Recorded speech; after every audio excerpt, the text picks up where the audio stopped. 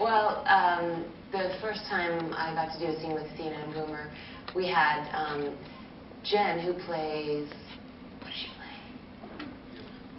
Felix, yes.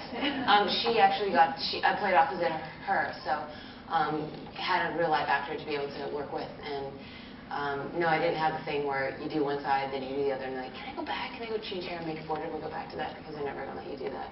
But I think I was much more scared that I was going to do what James ended up doing later in the series, which was have one camera like this and then time it all out so the camera's not moving in both the characters. It was flawless what he was doing, and he also got to work with an actor as well. I don't know if he was in like a green suit. I doubt it, but yeah, it's like you prepare each character separately, and ideally you can pull it off. Well, it comes down to, like I said earlier, seeing each character as an individual. So I had more of an extensive hair and makeup change than you did for most of my characters, you know, the white wig or whatever, and that gives you a lot of time in between. You know, when we did the Pegasus episodes, you know, I wanted to do number 6 first because I felt that was, you know, I needed that time in between. I didn't want to go from being beaten up and, you know, that mindset to number 6. You know, so I wanted to do, you make changes like that. You make stakes where you say, okay, I want to do this character first over that one. But it's definitely easier when you're working off someone.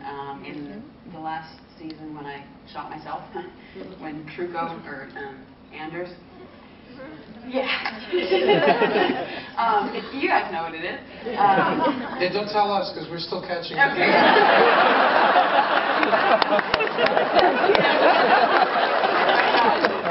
You end up working off somebody.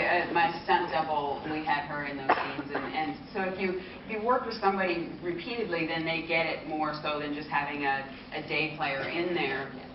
Where Monique, my stunt double, she knew, and she kind of knew the characters separately at that point. So that really helps a lot to have somebody that you're working off of. But then other times you're working by complete self. In the plan, we saw a little bit of it there.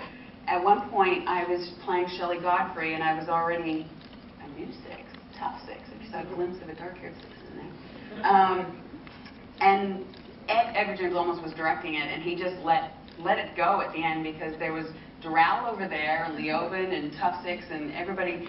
But with the way, what is the camera that you can't, is it lock off or motion control that you can't have anybody else in there? Lock off. Lock off. So you can have somebody standing in for the character for the first pass, but then when you're supposed to be that character, you can't have anybody in there. So I was literally looking at nobody. I was the only one in the room, and there's supposed to be 5 people in the room.